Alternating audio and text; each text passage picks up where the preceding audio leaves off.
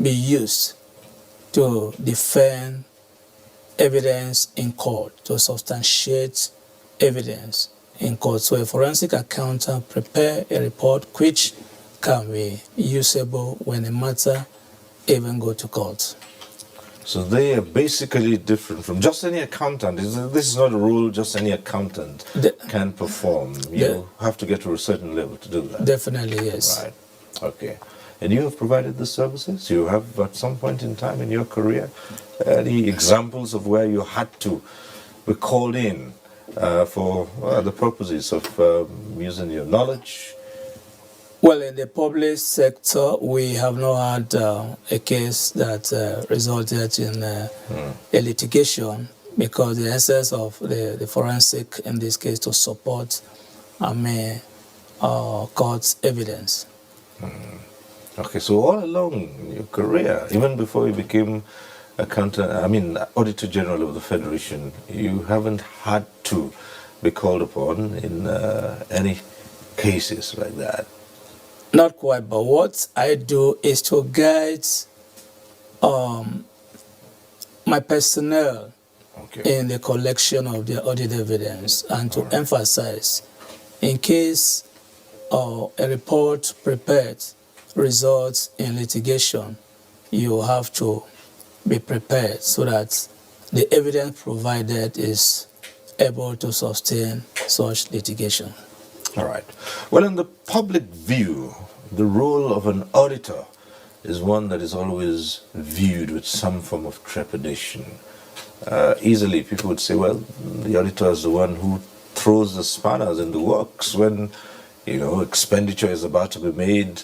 They're the ones who delay appropriations. They're the ones who raise questions, and sometimes even when there are no grounds for those questions. But describe for us the office of the Auditor General of the Federation and what it entails and how significant the office of the Auditor General is in public life in Nigeria. Thank you very much, Siri. Like you rightly pointed out in your introductory remarks, as provided for in Section 85(2), the Office of Auditor General for the Federation is the supreme audit institution of Nigeria, and indeed the foremost accountability office in Nigeria. And essentially, the office is to help to enthrone transparency and accountability in our public finance management. Very, very important. Transparency and accountability is a focus of the office. And indeed, luckily we have the current administration fighting corruption, and the office to be able to support the fight against this anti-corruption. People do not need to fret or be afraid about maybe auditors coming to work. What is important is to strengthen the accountability process, and the work of the Office of Auditor General for the Federation essentially is to add value to our public finance management system. Well, so how has this office carried out this mandate in the last few years? Yes, the office has been executing the mandate very well by issuing reports as provided in Section 85. After the audit, the Auditor General submits his report to the National Assembly, and this we have been doing dutifully. Well, by the Constitution, you have wide-ranging powers. Every government, every public institution must open their books, their ledgers to you to go through them. This also includes the area councils of the FCT. While people can say, yes, the office has done a lot in auditing the accounts of public institutions. Not much is heard about when it goes into the area councils of the FCT. So has that also been going on? Yes, we have been auditing the area council and reports submitted to the Minister of FCT, and also report included in our annual Auditor General annual report to the National Assembly. Well, speaking about reports, you've had a number of reports in the past. Now, we're seeking to know, have there been breaches? Have there been poor implementation of financial practices all over? Or has it been a perfect running system? No, I wouldn't say it has been a perfect running system. There have been infraction, and once we observe infraction, we report. And the such infractions are contained in our report to the National Assembly. Now, when that happens and you make a report to the National Assembly like you did some years ago, what's the next thing that should occur after you made your report? Thank you very much. This is where the issue of the public financial accountability process comes in. Normally, when the Auditor General submits his report to the National Assembly, the National Assembly commits this report to the public account. And the public account is expected to examine the observation raised by the Auditor General and the recommendation made. And if the accountability process is carried through to a logical conclusion, the public account is supposed to make their recommendation to the plenary session, and then the plenary will pass resolutions. These resolutions are supposed to be sent to executive for implementation. It is when this cycle is done, when the recommendation of the Public Account Committee, which will result in resolution of the plenary session, is transmitted to the executive, then the implementation process will follow. And the process of follow-up of the implementation of this resolution, this will conclude the accountability process. But this is where we have a challenge for now, because quite a number of times we don't get to the point where the report are treated to the plenary and transmitted to the executive. But something happened recently in the 8th Assembly. For the first time, reports were treated by the House of Representatives Public Account Committee and were laid on the floor of the House of Representatives. And I think one of the years was resolution passed by the House of Representatives. And I think that is a good development. Well, you see, you make your report, and then the Public Accounts Committee has to go through, and whatever they now decide on at plenary will now be transmitted to the executive for implementation. Now, over the years, I mean, since you became Auditor General, how many of these resolutions would you say have been passed, transmitted to the executive, and why, if this hasn't been done, why has the process been, interrupted, so to speak?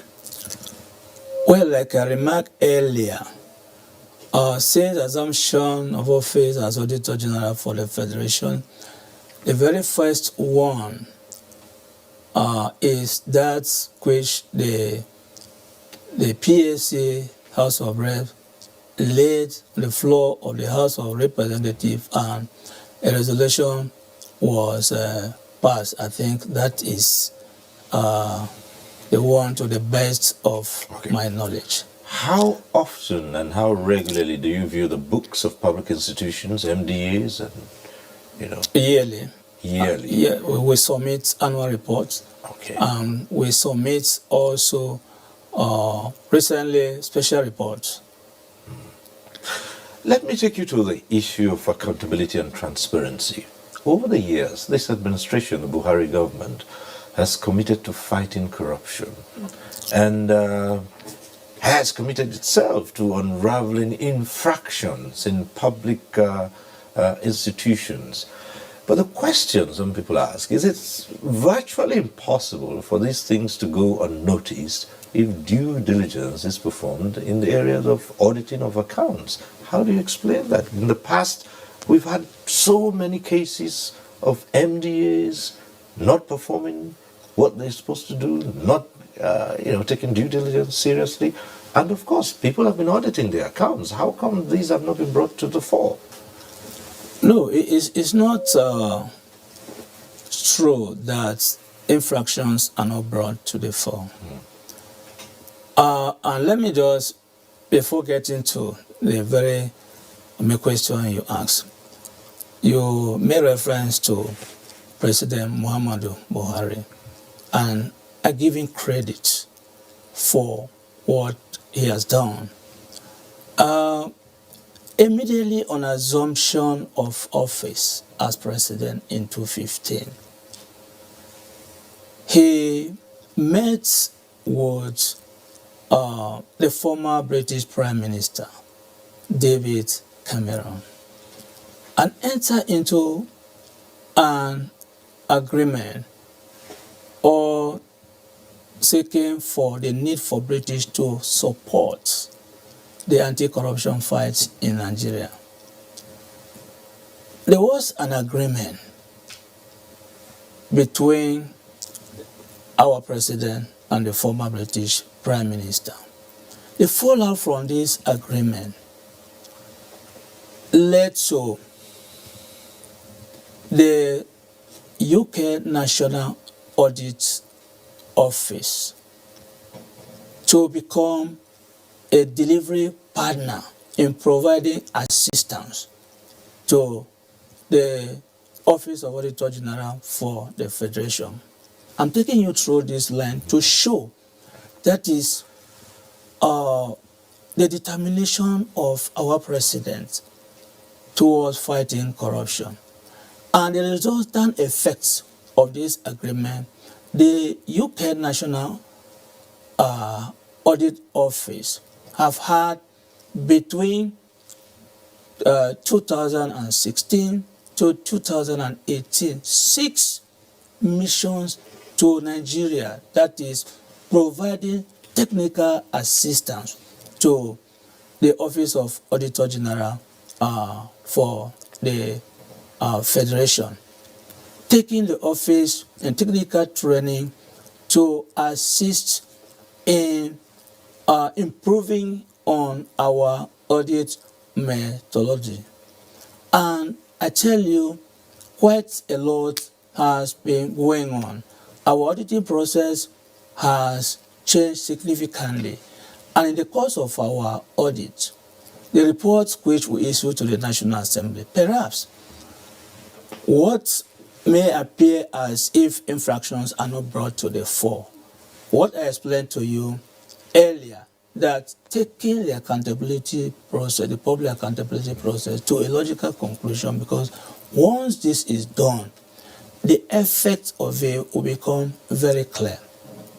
So, if you access our website, www.oaugf.ng, because after submitting reports to the National Assembly, we host a report on the audible website. You see very clearly. So it's to follow the process to the end. I think this is where the challenge is, and we need to direct attention along that line. All right, on a general note, while not restricting this to the Buhari administration and your tenure as Auditor General, Yes. in the past, it's been shown clearly that all kinds of infractions had been committed. Public office holders had abused the privilege of holding public office and had gone on to perpetrate all kinds of things against financial regulations. You think at the period MDAs and government officials got away with this, it was as a result of the auditors not playing their role correctly? I don't think so. The auditors have been playing their role correctly. I still take you back to, for instance, if you take a matter to court and you are faced with, like what the experience we used to have, adjournment, and the case is never treated to a logical conclusion, you won't have the end result of it. The same way it happens here. The office of, or the auditors will carry out the audit process and report our issue.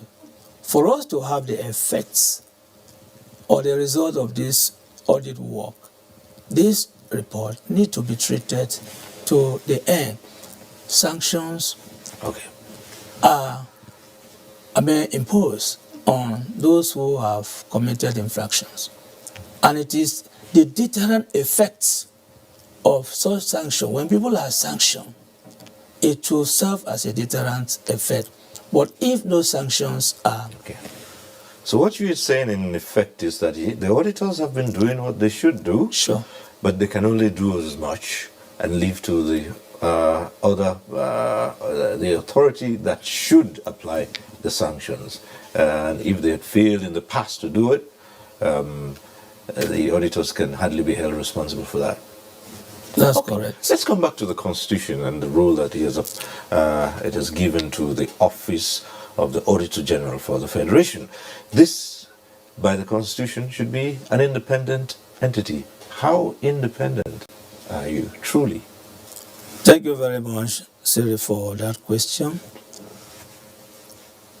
Independence is key and critical. And let me use this to explain. Auditors are expected to provide an unbiased and honest professional opinion and on the work which they audit. This unbiased and professional opinion will be relied on. For instance, even the auditee needs this unbiased and honest professional opinion. The investors, donors, agency will rely on this opinion. And the basis for relying on this unbiased and professional audit opinion is the independence. Independence is at the core of this reliance by the users of the opinion expressed by the auditor.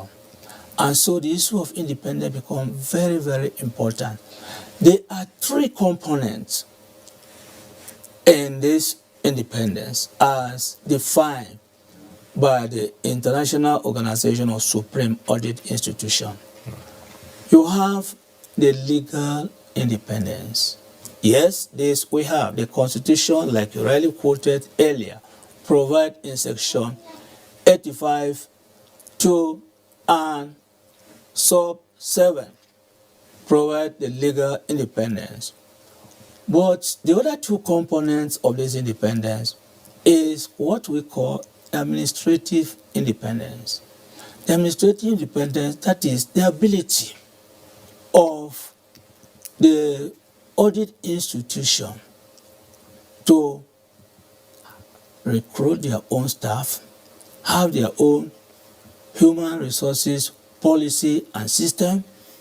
You have reward and compensation management.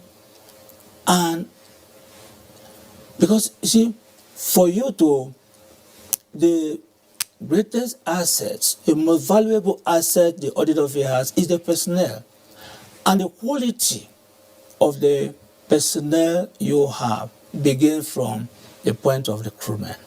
If you don't get the right quality of personnel, it will affect your training policy, it will affect your work.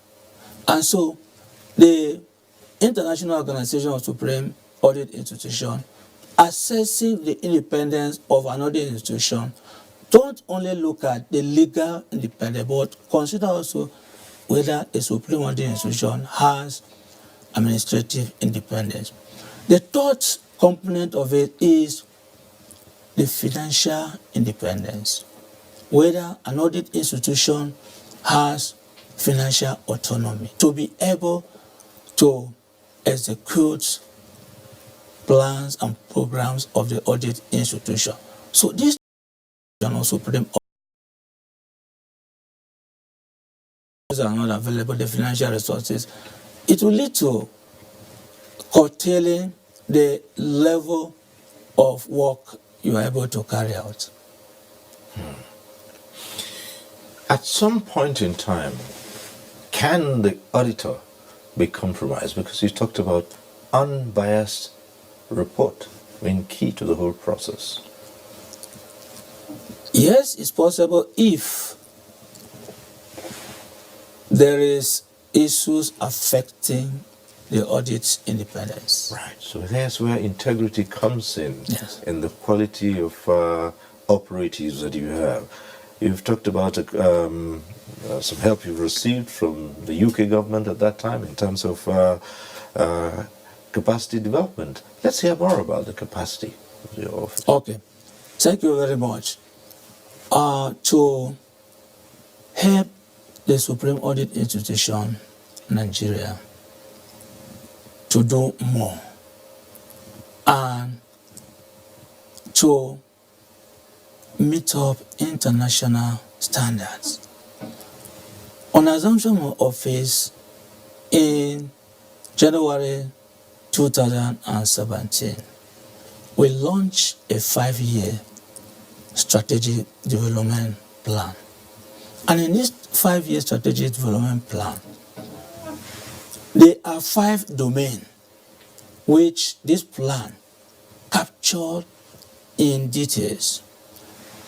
The first domain has to do with the independence and legal framework. The second domain has to do with organization and management. The third domain has to do with human resources. The fourth domain has to do with audit standards and methodology. And then the fifth domain has to do with communication and stakeholders management. Now we captured these 5 domains because even within our regional body, we call that is African Organization of Supreme Audit Institutions.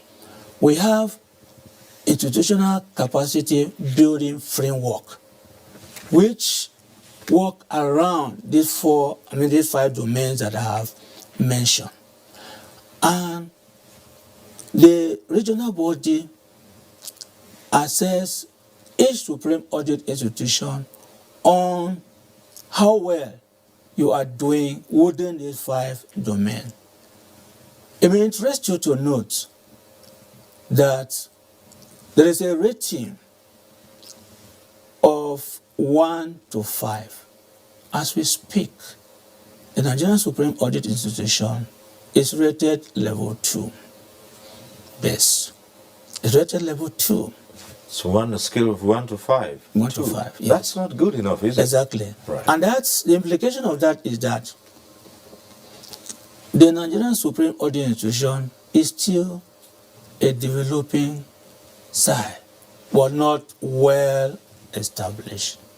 And this is where the challenge we have, and we have been striving within the 5 domains, like the independence and the legal framework. One of the things affecting us, because we have been working towards progressing to level 3. Now, there is a challenge that we must have an audit act. Because as I speak today, beside the Constitution, there is no audit act in place. Okay. Well, that brings us to the question of an audit bill. Recall that in the 8th National Assembly, there was talk of an audit bill which was passed by both the Senate and the House of Representatives. And it's still one of those bills that hasn't been assented to by the President. Who were the initiators of that bill? And let's get to know more about that bill and what it aims to do. Thank you for that question.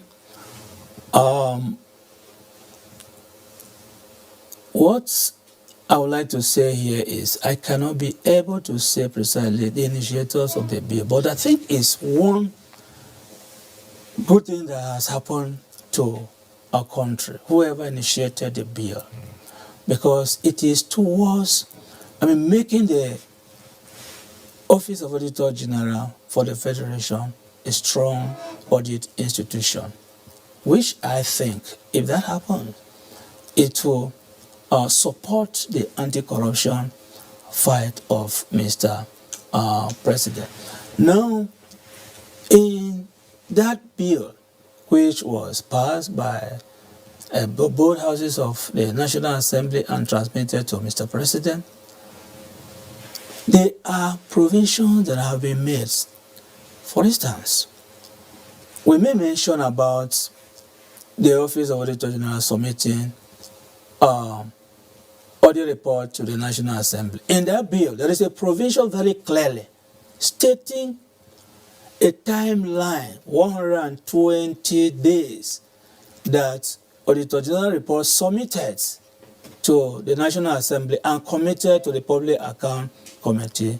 Such report will be treated within a time frame of 100, and that is a good development, so that you won't have a situation where the Auditor General submit report to the National Assembly and it's not treated.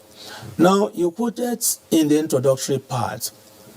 Yes, Section 85 to provide for Auditor General or any person authorized by him to have unimpeded access to books, records, returns, and documents relating to public account.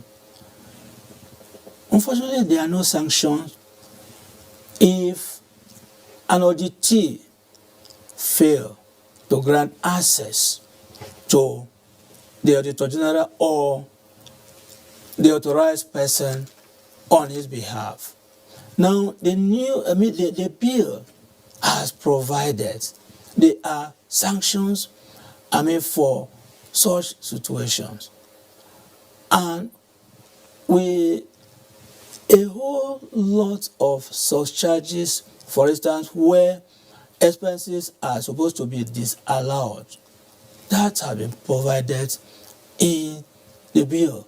So that bill, if assented to by Mr. President and passed into law, will empower the Auditor General and it will strengthen the anti-corruption fight. Well, the bill is before the President and still hasn't assented to it.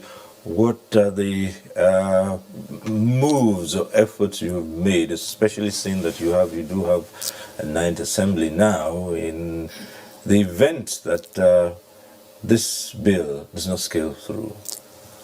I must say that, I have confidence that I gave you a rundown of actions which are pointers to the fact that Mr. President, right from the word go, had interest to strengthen the audit institution in Nigeria.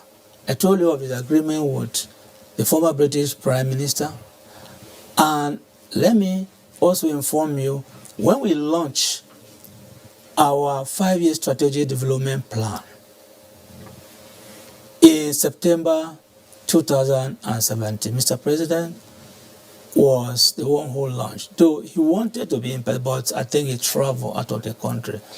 The former finance minister represented him.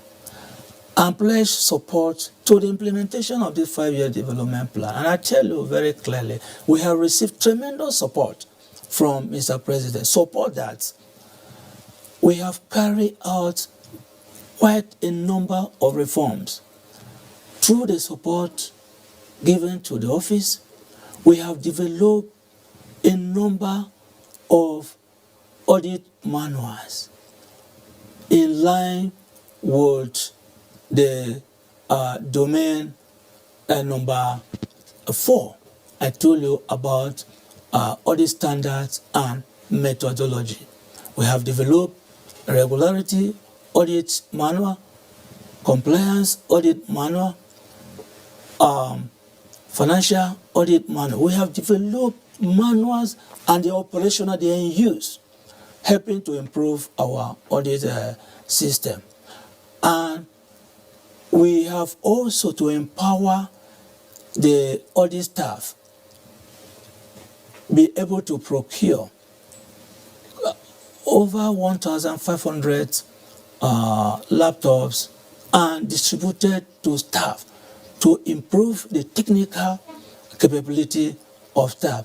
So I am convinced with the effort Mr. President has made towards, empowering the audit institution in Nigeria, I'm confident that the fact that that bill has not been returned, that Mr. President would have, because he knows the importance of that bill, and I'm very confident that he will assent to that bill because it will support the anti-corruption fight in Nigeria.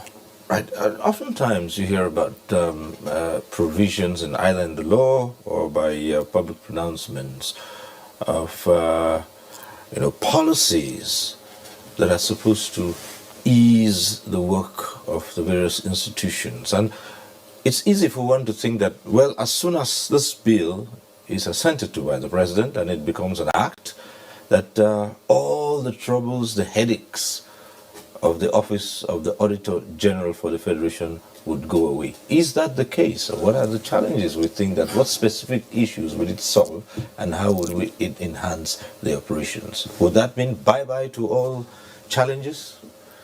I think I would be too optimistic to say it will end every, but I can tell you confidently, I mentioned to you, if you look at the domain on independence and legal framework, if that bill is accepted to, automatically our rating in that domain will just go up. We will be qualified to move to level 3.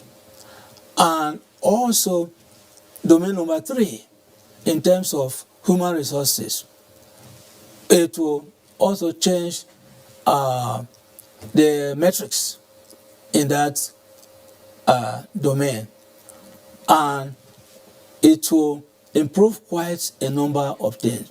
The challenge may not be completely, but I can assure you that a lot of things will be improved and will make the audit institution more effective and,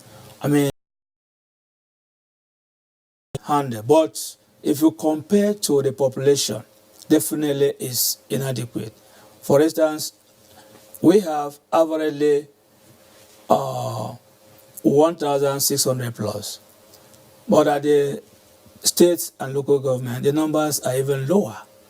So if you look at the human number, definitely this is one area too that have been provided for, and his fines become something mandatory. Have some challenges. The chief executives of such organizations been penalized? Of course, you see. Happens. We might ask you to come again.